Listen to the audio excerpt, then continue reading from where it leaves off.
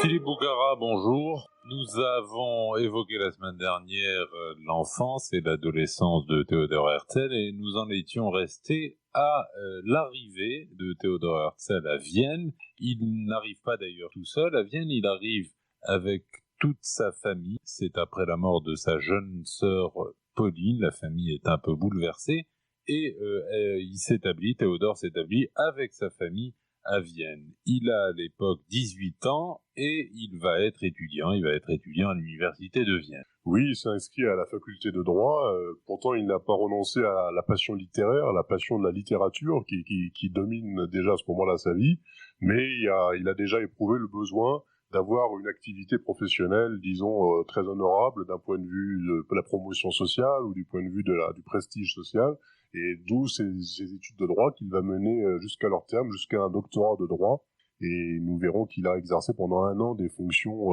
juridiques. Alors à l'université, il est très intégré, il va adhérer, il va faire un peu ce qu'on appellerait du syndicalisme étudiant, enfin il va être membre d'une association estudiantine allemande. Alors ça, c'est quelque chose de très particulier, très difficile à saisir pour nos mentalités d'aujourd'hui. Il y avait dans les universités de langue allemande, notamment à celle de Vienne, où se trouve Herzl, ce qu'on appellerait aujourd'hui des associations corporatives étudiants qui encadraient complètement la vie des étudiants dans leur vie quotidienne. Au moins des étudiants qui en étaient membres. Là, il y avait à Vienne une énorme association d'1 millier de membres, l'association culturelle des étudiants, dont les membres passaient pratiquement toute leur vie ensemble pendant les années d'études. Et il y avait dans cette association une philosophie chevaleresque. On essayait de cultiver parmi les étudiants allemands une espèce d'aristocratie moderne. Vous voyez, on cultivait l'esprit des chevaliers médiévaux. Et par exemple, ils s'entraînaient au duel. Ils avaient 4 heures par jour d'entraînement physique pour savoir se battre en duel. Le sens de l'honneur, c'était vraiment la valeur principale qu'on cultivait chez eux. Et le nom de l'association, il est intéressant à retenir, c'est l'association Albia. Herzl on lui avait donné un surnom dans cette association, on l'appelait Jeune Renard, et il aimait beaucoup cette vie-là, cette vie un peu aventureuse, beaucoup plus intéressante que les études proprement dites, et il prenait très au sérieux les débats. Il était, on peut dire, un des membres les plus connus de l'association. Et nous avons à ce sujet un témoignage intéressant du grand écrivain Arthur Schnitzler, qui était étudiant en même temps que Herzl et membre de l'association en même temps que lui, et qui était son ami, qui était plutôt timide et réservé à l'époque où il était étudiant, et qui rétrospectivement a écrit à Herzl par la suite à quel point il avait été frappé par ce qu'on appellerait aujourd'hui le charisme de Herzl, par sa forte personnalité apparente en public dans la vie de l'association. Alors je vous cite ce petit texte d'Arthur Schnitzler, qui date d'ailleurs de 1892. Il lui dit « Je me rappelle encore la première fois où je t'ai vu, tu faisais un discours et tu étais d'un mordant, tu souriais avec ironie, je pensais en moi-même, si seulement je pouvais parler et sourire comme cela. » Philippe Bougara, à l'époque où Theodor Herzl est étudiant à l'université de Vienne, l'antisémitisme commence à grandir dans l'Europe centrale et gagne l'Allemagne, l'Autriche, la Hongrie et Vienne. Oui, au moment où Herzl arrive à Vienne comme étudiant, les rapports entre les étudiants juifs et non-juifs ne sont pas encore trop problématiques. Il y a eu une période, disons, faste, où il était un membre à part entière de l'association, où beaucoup de juifs étaient membres en même temps que lui. On y trouve ses meilleurs amis, comme par exemple Heinrich Kahn, dont la mort par la suite a été une des fractures de la vie de Herzl. Mais on peut dire que une espèce de coup de tonnerre a retenti dans les rapports de Herzl avec le problème juif en 1881, avec la publication du livre d'Eugène Düring qui s'intitulait « Le problème juif comme problème de race, de morale et de culture », qui est un des grands ouvrages de l'antisémitisme moderne, de l'antisémitisme contemporain. Et à la veille même de la publication de ce livre, Herzl avait consigné dans son journal ses réflexions de cette époque sur le problème juif, où il était plutôt optimiste. Il pensait que il y avait essentiellement un problème d'adaptation des Juifs au monde moderne, mais qu'au fur et à mesure que les Juifs se moderniseraient, les préjugés disparaîtraient, les Juifs se régénéreraient, et puis il envisageait même, je ne sais pas si on peut appeler ça quelque chose d'optimiste, il envisageait même le mariage mixte comme une tendance naturelle pour résoudre le problème juif. Et puis là-dessus éclate ce coup de tonnerre d'un théoricien très populaire en Autriche, dans l'Empire austro-hongrois, qui lui déclare qu'il n'est absolument pas question ni de mariage mixte, ni de mélange, ni d'assimilation, mais au contraire, qui parle d'une exclusion des Juifs, qui parle d'un retour au ghetto, et non pas d'une suppression du ghetto.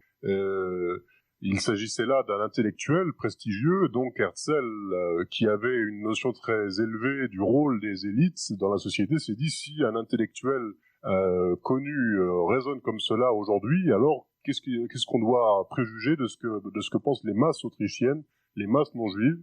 Et ça a été une véritable crise de conscience pour Herzl. Il dira d'ailleurs que, quelque part, qu'il a été accablé par la lecture de ce livre comme si l'on me frappait à la tête. Effectivement, le coup a été tellement fort que, curieusement, il n'y a aucune retombée immédiate.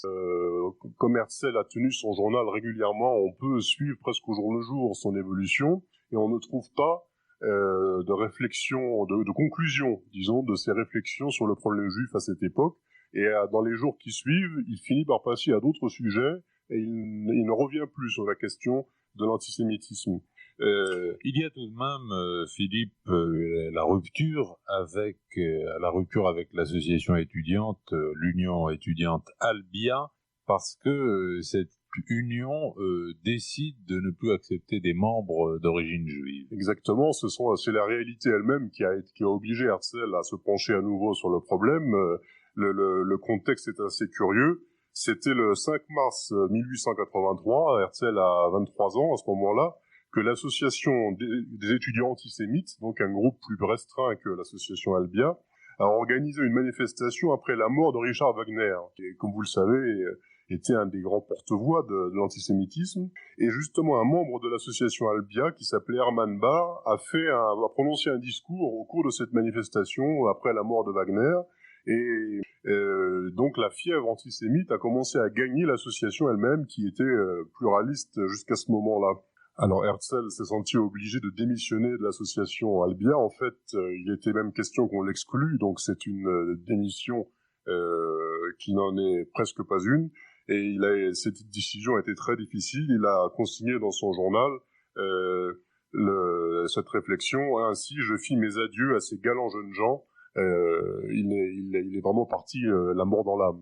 Vienne, donc, Théodore Herzl à Vienne, il est étudiant à la faculté de droit, il termine ses études, mais en même temps, il écrit parce que la rage littéraire continue de l'habiter. Et en fait, comme tous les vrais littéraires, on peut dire qu'avant d'écrire, il consacre d'abord beaucoup de temps à lire. Il fréquentait assidûment la bibliothèque et assez curieusement, ses biographes ont noté, grâce à son journal tenu au jour le jour, qu'entre janvier et mai 1882, il a lu 40 livres. Et chacun de ces livres était commenté, analysé dans son journal.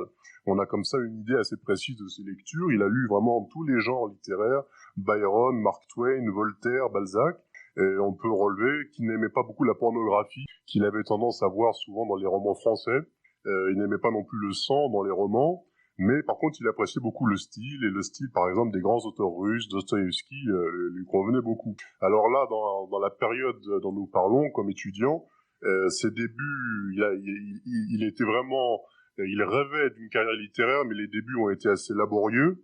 Il y a eu en 1880 une comédie de lui qui a été publiée, qui s'appelait Compagnie Arbeit, mais qui a laissé pratiquement peu de traces. En 1882, un premier roman qui s'appelait Haguenau, et qui traitait du problème de la noblesse dans le comportement et du sentiment aristocratique. Vous voyez déjà les thèmes qui étaient les thèmes de l'ère du temps à Vienne à cette époque, et ceux qui ont été au centre de toute sa vie, appliqués aussi bien à la vie juive qu'à la vie universelle.